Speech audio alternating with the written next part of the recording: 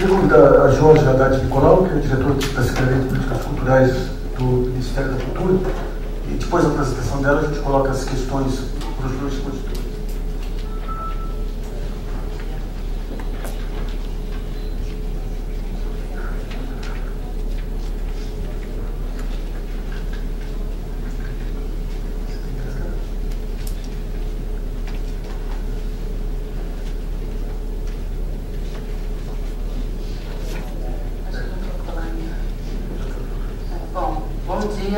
Boa tarde, uma formada com trânsito em São Paulo. Bom, primeiro eu quero agradecer o convite, e aí eu já vou me apresentando aqui. Eu sou diretora de Gestão, Empreendedorismo e Inovação do Ministério da Cultura. Dentro do Ministério, por que a gente está aqui, né?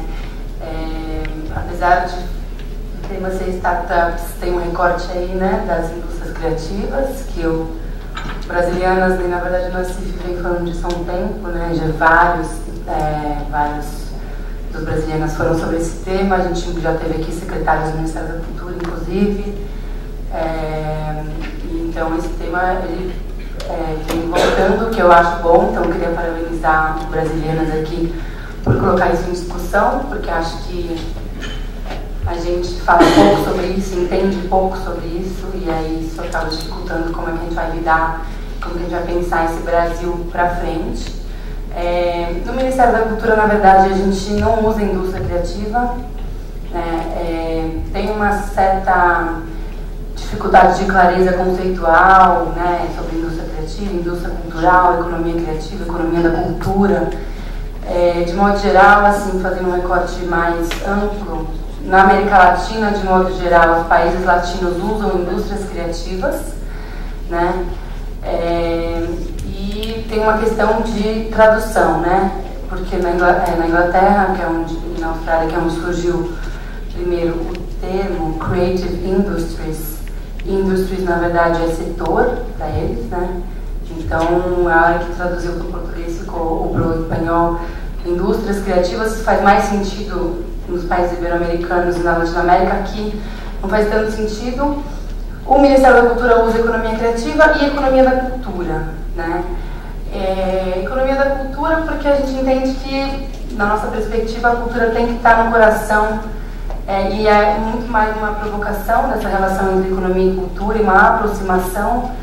E aí tem um recorte setorial. O Ministério da Cultura especificamente trabalha com, hoje, se não me engano, 15 setores, que vão de circo, teatro, dança, passando por arquitetura, design, moda, games e software. Então, assim, não entram todas as TICs, né? Então, não é o recorte mesmo, não é o mesmo recorte do Startup Brasil, por exemplo. A pesquisa que a gente tem mais recente na área, que é da FIRJAN, que é a Federação de Indústrias do Rio de Janeiro, que inclusive também já esteve aqui no Brasilianas, demonstra que hoje cerca de 2,8% do PIB se refere a esses setores, né? E é uma economia que cresce mesmo na crise, e isso é uma coisa que vários países têm percebido. E aí, na verdade, o que é essa economia, o que são esses setores, né? Independente de que recorte se faz, existe um padrão da Unesco. A Unesco tem um Framework for Cultural Statistics, né, que é um quadro que eles têm. Praticamente todos os países adotam esse quadro, mais ou menos setores, mas assim, tem um padrão que a Unesco lançou em 2009. A Unesco e a UNCTAD, né, vem fazendo pesquisas sistemáticas sobre economia criativa no mundo. O último relatório do ano passado, em que foi a Unesco, UNCTAD e PNUD, um recorte de desenvolvimento local. Eu sugiro que tem na internet, é de graça, né, para baixar. Chama Informe sobre Economia Criativa, edição especial 2013, que na verdade saiu ano passado. E aí é especificamente sobre desenvolvimento local, né? Eles fizeram esse recorte bem interessante, tem alguns casos aqui no Brasil, mas não tantos quanto a gente gostaria. Então eu acho que no MINC, então, a gente, como que essa pauta entrou, na verdade, já há um tempo, quando o Gilberto Gil assumiu o Ministério da Cultura, lá para 2003, Ele já falava da dimensão econômica da cultura, né, que tinha que ser transversal, né, às ações, que a gente entende sempre a cultura normalmente é entendida como uma dimensão cidadã, do acesso, né, principalmente e eu estou falando de política pública, né, que a gente precisa dar o acesso e a cultura como direito, né, conforme a Constituição. E você tem a dimensão simbólica, estética também, que é um pouco mais óbvia, né, então as artes e etc. E você tem a dimensão econômica, né, que é não tão fácil assim, principalmente na área da cultura, principalmente porque a gente tem na Escola de Frankfurt, aí a gente tem todo um contexto de crítica à mercantilização da arte, da cultura, então normalmente fica uma pendenga aí, um fla-flu, e o que a gente tenta é sair disso, puxando pela paradigma do desenvolvimento, né? A Unesco e a ONU, enfim, as discussões sobre a Agenda 21 e os novos objetivos do milênio, a cultura vem entrando como quarto pilar, né? Entendendo que você, enfim, ficou um pouco claro, eu acho, para as experiências que você não pode falar em desenvolvimento sem falar nos valores culturais, né, dos povos. E aí o que significa então a economia da cultura, a economia criativa? É toda a economia que nasce de um ato criador, né? E aí o que assim, eu estou aqui mais para provocar, porque eu acho que assim, a gente tem algumas áreas, algumas ações nessa área, eu posso até falar, mas como aqui é a abertura e hoje durante a tarde vocês vão ouvir falas bem específicas, então vai ter, eu vi que o Orgulho vai estar aí, acho que o colega do MCTI também falou bem aqui sobre a visão do MCTI, especificamente desse projeto. Mas o que o Ministério da Cultura tem visto? Assim, a gente já está há um tempo aí perambulando pela esplanada, nessa missão de entender como o governo vê, ou as políticas públicas de modo geral, veem o fomento ao empreendedorismo e inovação nesses setores, né? E aí, mês passado, eu fiz uma mesa, a gente teve um encontro das incubadoras, a gente tem 14 incubadoras de economia criativa, em 14 estados, São Paulo não tem, já se me pergunte, em São Paulo não tem. A gente tem 14 incubadoras, a gente fez um encontro e a gente chamou uma mesa com, sei lá, tinha 7 instituições públicas. Estava o MCTI, falando do Startup Brasil, estava o MDIC, que é o Ministério do Desenvolvimento Industrial e Comércio, apresentando o seu projeto Inovativa. Não sei se vocês conhecem, mas é um programa de mentoring online, capacitação online para empreendedores. Estava o BNDES, apresentando sua carteira de Economia da Cultura, que a Luciane Gorgulho vai falar à tarde, que é a diretora do Procult. Estava o Sebrae, falando das suas ações, né? Eles têm uma carteira de economia criativa. Estava no Protec, que é a Associação Nacional dos Parques Tecnológicos e Incubadoras. E estava o Ministério do Trabalho e Emprego, que tem um programa de incubadoras de cooperativas populares, que é por meio da Secretaria de Economia Solidária, né? Ele já tem um movimento de incubadoras aí há um tempo, de apoio a empreendimentos solidários, que é um outro recorte interessante. E estava, acho que eu me esquecendo de alguém, mas aí, assim, e a gente fica claro que, assim, tem bastante política pública nessa área, a maioria delas é recente, porque acho que o Brasil também é um pouco acorda para isso de uns anos para cá apenas, e falta, claro, que a gente converse mais, né? Esse é um desafio generalizado para quem trabalha no governo, né, no Estado, e é difícil, mas o que eu acho, assim, o que a gente vê é que a cultura pode fazer essa costura de alguma maneira, né? A economia criativa, ela é transdisciplinar, ela reúne, ela poderia estar no MDIC, no MCTI, na Secretaria de Micro e Pequenas Empresas, e por ela poder estar em todos, acho que a questão é justamente todo mundo sentar na mesma mesa. Eu recomendo também a leitura de um documento recente que a Secretaria de Assuntos Estratégicos lançou, o ministro Mangabeira, justamente sobre empreendedorismo e inovação, o que eles chamam de vanguarda, né? Enfim, é um documento em construção, com certeza acho que a gente precisa fazer conversas a partir dele, mas ali eles fazem um diagnóstico interessante, eu acho. Eu não sei se o colega deu no MCTI, se você leu o documento, mas eles falam, até copiei a frase aqui que eu acho bem boa, que é a... Não, na verdade, acho que não copiei não. Mas enfim, eles falam uma coisa bem, assim, que é meio óbvia, né? Que assim, tem programa para empreendedores de inovação aos montes, assim, só que falta uma política integrada, né? E falta, obviamente, mudança de mecanismos do próprio Estado. Então eles separam ali algumas sugestões do que o Estado pode fazer para melhorar. E aí, assim, eu estou falando da perspectiva do Estado porque é do lugar que eu falo, né? Então, como transpor as barreiras do crescimento de startups, eu acho que tem várias coisas. Uma delas os investidores aqui no Brasil, a gente não está acostumado a lidar com risco. A nossa lei de inovação é uma lei nova. Semana passada eu tive com o presidente da FINEP, né?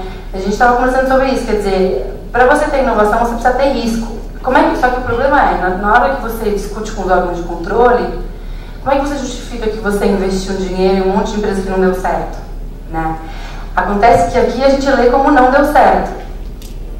O que não a questão é que não dar certo, porque é tentativa e erro. Todo mundo sabe que a inovação envolve experimentação, envolve erro, né? Que é a mesma coisa da ética hacker, né? A ética hacker, os hackers quando vão programar um programa de computador, eles vão na tentativa e erro, eles não sabem como é que vai chegar lá.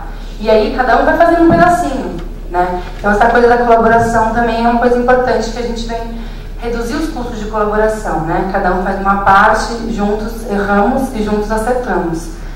Então, acho que é uma cultura que vai mudar, a gente acha, não, tenho certeza, que é uma cultura que vai mudar a longo prazo. E o Gilberto já dizia, né, que primeiro é o verbo, então a gente tem que sair falando. Por isso que eu acho que, com todas as críticas que se faz, e a gente ouve muita crítica, acho que o nosso colega aqui, meu colega deve ter ouvido, ele falou várias vezes, né, das críticas ao Startup Brasil.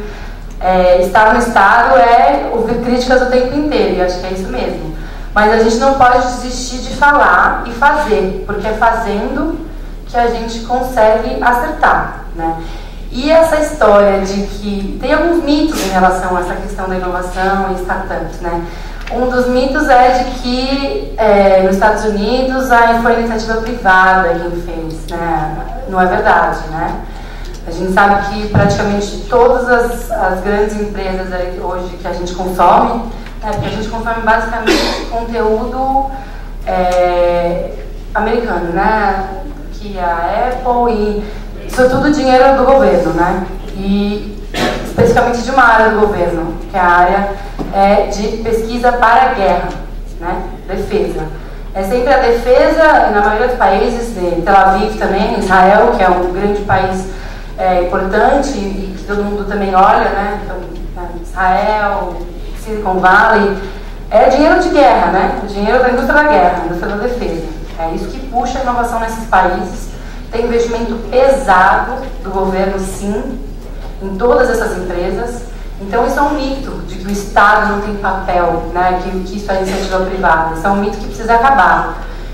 E a gente precisa entender que assim, a gente só vai conseguir poder falar sobre isso e fazer o shift na economia brasileira, que na verdade hoje a gente está acabando com nossa biodiversidade, né?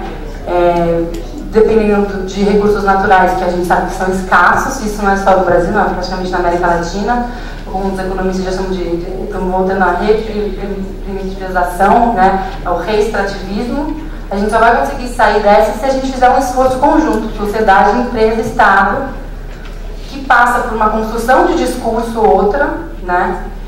E, enfim, por uma série de outras coisas, por exemplo, da gente perder essa mania de querer defender a indústria nacional a qualquer custo, né? Porque a gente defende a empresa nacional, a indústria nacional a qualquer custo, só que a gente não fomenta a inovação, né? A gente só consome. Nós somos grandes consumidores de tudo. Então, aqui, todo mundo aqui está usando celular que não foi aqui que a gente inventou, computadores que não foram aqui que a gente fez. E aí, se você olha para os outros países do BRICS, por exemplo, China e Índia, o que eles fizeram? A partir do momento que aconteceu o TRIPS, que é o acordo para os direitos autorais, né, mundial, eles pediram a moratória e fizeram engenharia reversa. Porque como que você aprende a fazer inovação em engenharia reversa? Você desmonta aqui o computador, vai testando e uma hora você vai chegar no seu. E a China, com todas as suas questões, o novo lema da China agora é Made in China, Created in China. A questão não é fazer. Eles não querem mais ser as pessoas que vão juntar as pecinhas da Apple. Eles querem criar, né? Então, o Creator in China é o novo lema da China, e eles, inclusive, acabaram de lançar aí um celular que já encostou na Samsung, né? E eles têm até o Bill Gates chinês. E a gente, outro dia, a gente foi numa palestra de uns chineses e eles falaram que na China, os geeks, que aqui pra gente são os nerds, né? Lá são os homens mais sexys do país, saem na capa de revista. Então, eles têm ali os Bill Gates chineses, e eles estão ali investindo em criar indústria, inovação própria. A Índia, a mesma coisa, principalmente na área da saúde, né? Então, mais assim, estou aqui mais nessa coisa da provocação. Obviamente não tenho resposta, se eu tivesse estaria rica, né? Não é o caso. Mas aqui, só um breve dado, né? No passado a gente tinha 50% da população brasileira conectada. Isso falando, obviamente, internet, mas assim... Não sei onde está meu celular, mas... hoje a gente tem isso aqui, mais de 90% da população já tem smartphones, mesmo que com pacote de dados baixo. A maioria da população, mesmo as que não têm acesso à banda larga, já estão conectadas. Ou seja, falar em acesso hoje não é a mesma coisa que falar em acesso alguns anos atrás. Com o plano de banda larga já ficou para trás, né? Embora assim, a gente tenha que investir em infraestrutura sim, isso é um grande gargalo, mas o acesso já está na maioria dos brasileiros. Como é que faz aqui? Bom, e aí, assim, eu vim provocar mais essa questão assim, o que é inovação, né, como que o MIT tem enxergado isso também, né? A rede, ela ela amplia as capacidades que a gente tem de criação. E aí eu estou falando de um momento posterior, né? Eu não estou falando exatamente, não é o mesmo público do MCTI, eu não estou falando do público que já tem uma empresa e que já está querendo transformar seu negócio num negócio escalável. Eu estou falando de uma cultura empreendedora e uma cultura inovadora, né? E mesmo que aquela pessoa depois não seja o novo Bill Gates brasileiro, que eu nem acho que a gente tem que ser o Bill Gates, acho que a gente tem que ser um novo paradigma aí, a gente não tem que ser o Silicon Valley, a gente tem que ser outra coisa. O sururu, enfim. Tem o sururu, lá na África tem o savana. Bom, aqui essa foto é uma aparelhagem de Belém do Pará, né? Pará na indústria da cultura, e mais especificamente no recorte da música, foi um change-making, né, assim, de como as pessoas começaram a olhar para a tal da economia da cultura, porque ninguém sabia o que era o Pará, né, e a gente aqui no Sudeste, a gente tem essa manhinha um pouco, né, até que o Ronaldo Lemos, que era então coordenador do CTS, que era o Centro de Tecnologia e Sociedade da GV na época, lança um estudo sobre o modelo de negócio da aparelhagem ali do Tecnobrega paraense. O que acontece? Os caras ali estavam pirateando o próprio conteúdo, distribuindo para os camelôs e ganhando muito dinheiro fazendo show, investindo em tecnologia de ponta. A aparelhagem, para quem já foi, que não foi numa festa de aparelhagem do Tecnobrega paraense, é gigante, é muita tecnologia, é computador, efeitos especiais, é um negócio fantástico. E eles estavam ganhando dinheiro com as festas. E aí, essa coisa, isso 10 anos atrás, que a indústria ainda estava tentando se apegar ao CD, né? Hoje a gente já desistiu, né? Mas depois o Spotify ajudou a pisar em cima. Mas assim, eles começaram a piratear o próprio CD e distribuir, dar para camelô, entendeu? E aquilo fez uma confusão, na verdade faz mais de 10 anos isso, acho que faz uns 15 anos já. Isso mudou como todo mundo, principalmente os gestores, começou a olhar para a economia da cultura, quer dizer, e a própria discussão sobre a lei do direito autoral, a lei da pirataria, né? Onde é que você ganha dinheiro, como que você monetiza, tudo embaralhou, né? E é um caso clássico de alta tecnologia com apropriação cotidiana, porque a gente aí não está falando de gente de classe média alta, branca, com óculos quadrado, trabalhando no coworking na Vila Madalena nem no Leblon, né? A gente está falando de um outro tipo de origem, muitos deles sem universidade, a maioria, e que revolucionou, né? Hoje a gente conhece a Gabi Amarantos não à toa, foi isso aqui. Começou aí, né? A Gabi Amarantos hoje tem trilha sonora da novela a partir desse movimento. E não foi um movimento de política pública, não teve investimento do Estado, né? Na verdade, foi só as novas tecnologias e o que isso transforma as capacidades das pessoas poderem inovar. E aqui, essa foto, inclusive os meninos foram selecionados na época do Startup Brasil, que é a Metamáquina, que foi uma das primeiras empresas brasileiras de impressora 3D. O capital inicial para a Metamáquina ser lançada foi financiamento coletivo, no Catarse. Os meninos começaram na garagem, na verdade no porão de um coletivo que chamava Casa da Cultura Digital. E eles ficaram lá 6 meses sem pagar aluguel, ali meio incubados, né, nesse coletivo que era aqui no centro. E esse coletivo lá embaixo chamava Garoa Hackerspace, foi dentro de um hackerspace. Os hackerspaces são justamente espaços de inovação sobre a ética hacker, da colaboração. A partir daí eles começaram um monte de engenhoca. Eu trabalhava lá nessa casa, então a gente ia lá, tinha um monte de parafuso, era uma coisa maluca, né? Você não dava nada com aquele monte de nerds. E eles daí fizeram um protótipo de uma impressora 3D, né? Foi a primeira impressora 3D brasileira. E aí botaram no Catarse, financiamento coletivo, conseguiram captar na época, acho que era 30 mil reais para fazer os primeiros. Depois foram selecionados para o Startup Brasil, né? Então, essa coisa da inovação de baixo para cima, né? A gente permitir espaços de inovação, né? Então, como que o Estado e a sociedade, como que a gente pode abrir esses espaços para que as pessoas criem e experimentem, né? E sobre uma outra lógica, não do produto, não da prestação de contas, do parafuso, mas do processo, né? Aqui, por exemplo, é o caso de um queniano que fez uma impressora 3D a partir do lixo, né?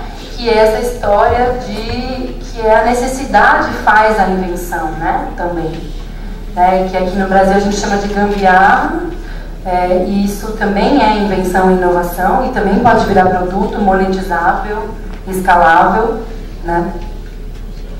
E melhor, que respeita o meio ambiente, né? Enfim, que é um pouco que a economia criativa prega, né? Embora ela não seja essa maravilha que todo mundo vende, ela sim tem a possibilidade de ser uma economia mais limpa, né? Então, aqui, enfim, são algumas matérias que têm saído.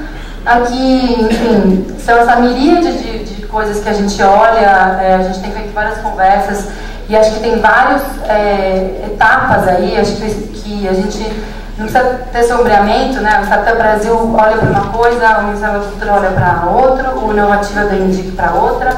Então a ideia é que a gente consiga entender todas as etapas, né, de como que a gente cria uma cultura inovadora e empreendedora no Brasil e vai afunilando. A gente entende que hoje a inovação não é mais privilégio das universidades, grandes empresas e parques industriais. Assim, em vários lugares, inclusive, já tem um conceito de inovação cidadã, Citizen Innovation, a inovação vem das pessoas, as pessoas estão no centro. Eu vi o colega ali do José do MCTI falando essa questão de que várias empresas fazem uma tecnologia incrível, eles só esquecem de testar o produto, né? Quer dizer, hoje com as novas tecnologias você já pode nascer sendo testado. O Kickstarter é isso, né? A plataforma de financiamento coletivo maior dos Estados Unidos. Você já nasce tendo testado ali o seu gadget com as pessoas que doaram dinheiro, né? Então o digital aproximou a demanda da oferta. O Uber é isso, né? O Uber privatizou o mercado, né? E por isso que eles estão ricos, né? Ele juntou demanda e oferta, né?